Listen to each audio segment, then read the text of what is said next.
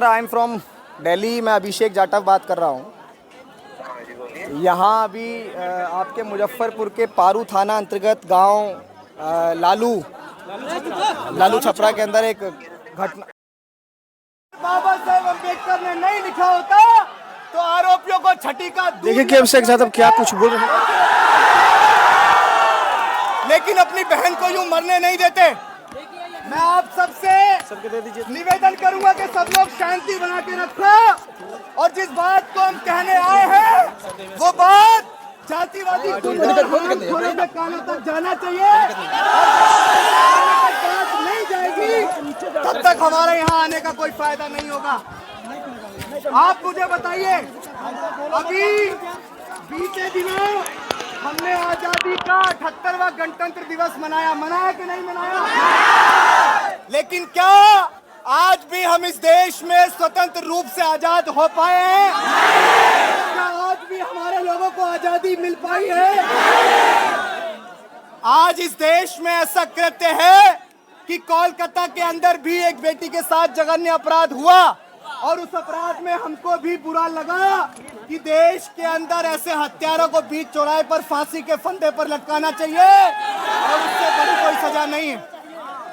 हमारा मार्च चल रहा था, हम मुंबई के अंदर थे, हम लोग महाराष्ट्र के अंदर थे, लेकिन यहाँ इस जिले में, इस प्रदेश में आने को इसलिए मजबूर हुए क्योंकि बिहार का शासन प्रशासन ये भूल चुका है कि जो लोग संविधान को हाथ में लेकर चल रहे हैं वो अपनी बहन बेटियों की इज्जत आबरू के लिए सम्राट अशोक की तलवार भी हाथ में उठा सकते हैं। इस बात को याद रखना।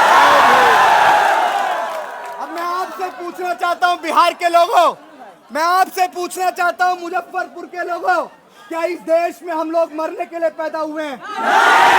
क्या इस देश में हम अपनी बहन बेटियों की इज्जत आबरू को लुटवाने के लिए पैदा हुए हैं? देखिए ना, इससे बड़ा शर्म का कोई विषय हो सकता है कि इस घटना को हुए एक हफ्ते से ज्यादा होने वाला है, लेकिन आरोपी अभी तक गिरफ्त में नहीं है। अब आप मुझे बताइए कि अगर किसी एसपी, किसी डीएम, किसी कलेक्टर, किसी नेता अधिकारी की बेटी के साथ ऐसा हुआ होता तो क्या अपराधी अभी तक गिरफ्त में नहीं होता? मैं यहाँ की सरकार से विनम्रता पूर्वक आप सबके भरोसे इस बात को कहना चाहता हूँ कि डॉक्टर बाबा साहेब अम्बेडकर के मानने वाले लोग पूरे विश्व और पूरे देश के अंदर रहते हैं।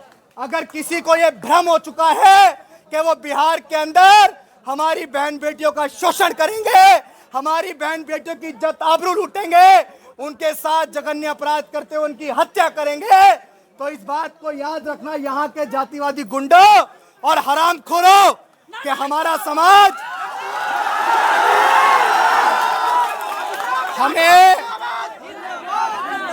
हमें कमजोर समझने की भूल मत करना। हम तो वो हैं जिन 500 ने अपने साथ हुए जातिगत अन्याय का बदला लेते हुए भीमा कोरे गांव में 28,000 को भगा भगा के मारा था। इस बात को मैं यहाँ के लोगों से कहना चाहता हूं, मैं पीड़ित परिवार से अभी मिला और उसने अपने साथ हुए जघन्य अपराध को बताया कि 45 साल का एक अधेड़ उम्र का आदमी, उसके घर में भी बेटियां होंगी, उसके घर में भी बहनें होंगी, उस अधेड़ उम्र के आदमी ने एक 14 साल की मासूम बच्ची जो अभी पूरी तरह से समझदार भी नहीं हुई थी, उस बच्ची के साथ जबरदस्ती शादी करने का इस परिवार के ऊपर दबाव डाला। उसकी मां ने मुझे बताया, मेरी मां ने मुझे बताया, जो आज उस दर्द से गुजर रही है, उसने बताया कि भैया वो जबरदस्ती रूपा से शादी करने को कह रहे थे, लेकिन जब हमने इनकार कर दिया तो वो हमारे घर के अंदर जबरदस्ती घुसे, हमारे साथ मारपीट की और हमारी नन्ही सी चिड़िया को, रूपा को, हमारे से जबरदस्ती वो बंदूक की नोक पे जबरदस्ती हमसे छीन कर लेके चले गए। आप लोग ही बताइए कि क्या हमारे लिए इससे बड़ा दर्द का विषय कोई हो सकता है?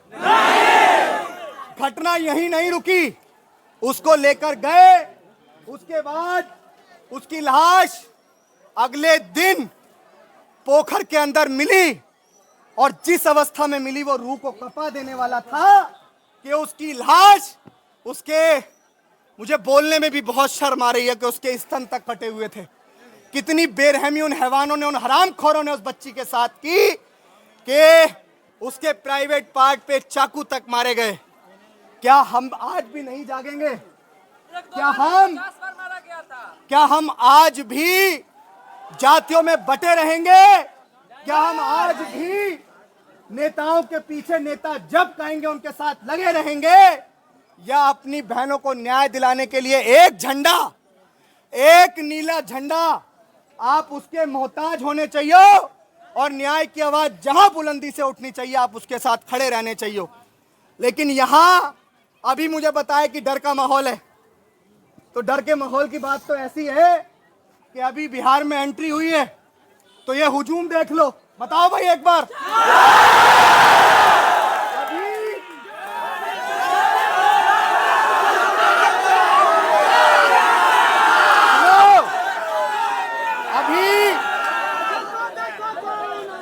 अभी बिहार में सुनो, अभी बिहार में एंट्री हुई है, अभी बिहार में एंट्री हुई है और हमें पता लगा कि हमारे आने से पहले उसके घर की कुड़की कर दी गई है और बुलडोजर चला दिया गया है। तो ये डर हमें अच्छा लगा, ये डर हमें अच्छा लगा। और जो लोग ये कह रहे हैं ना, तो ये दर्शाता है कि बिहार के अंदर जंगल राज स्थापित है और नीतीश की सरकार मजलूमों पर, जब इस देश बिहार के अंदर दलितों पर शोषण होता है तो नीतीश सरकार अपने अधिकारियों को कहते हैं कि आराम से बैठे रहो, कोई भी आए कोई भी जाए, तो आप उनकी ज्यादा सुनना मत। तो हम नीतीश जी को बता देना चाहते हैं कि अब फैसला ऑन द स्पॉट करके जब ही जाएंगे यहां से। एसपी का नंबर बताओ, बताइए। 95727013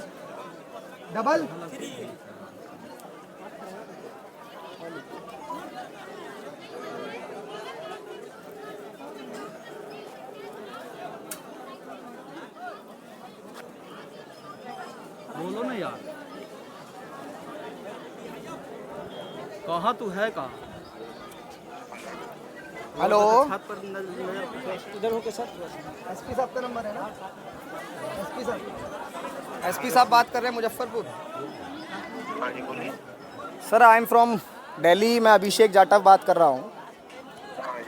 यहाँ अभी आपके मुजफ्फरपुर के पारू थाना अंतर्गत गांव लालू छपरा के अंदर एक घटना, हम अभी यहाँ घटना स्थल पे हैं। आपके पारू थाना अंतर्गत एक घटना हुई है और यहाँ इतने लोग आए हुए हैं सर, आपका प्रशासन ही नहीं है यहाँ। हेलो, प्रशासन नहीं है यहाँ पे। हम लोग दिल्ली से चल के यहाँ आ गए हैं, मुंबई के रास्ते होते हुए अपनी यात्रा को रोक के। यहाँ 2-3-4 हज़ार लोगों का मजमा लगा हुआ है इस गांव के अंदर और आप यहाँ आए नहीं हैं। समाज के ऊपर लगातार शोषण होता है सर, हमारी बात सुनने तो आ जाइए ना सर।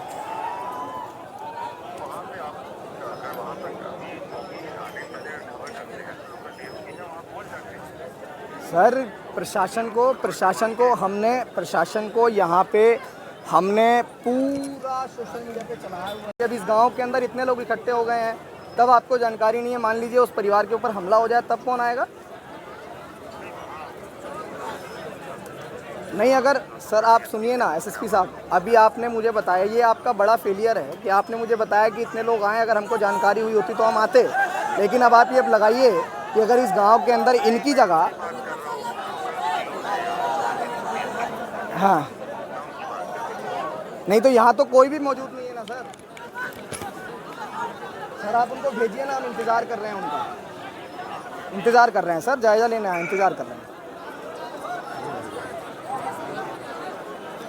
चलिए, वो आश्वासन दिए हैं कि वो थोड़ी देर में यहाँ पहुँच रहे हैं और मैं आपसे भी निवेदन करूँगा कि आप पूरी जिम्मेदारी से और ईमानदारी से डटे रहिएगा।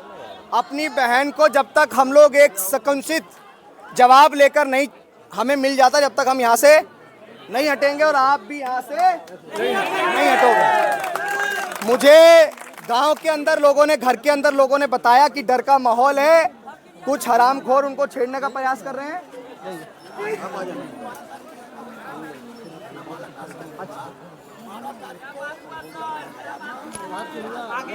थोड़ी देर में वो अपने अधिकारियों को भेज रहे हैं हमारे पास। हाँ, हम लोग यहाँ रुकेंगे।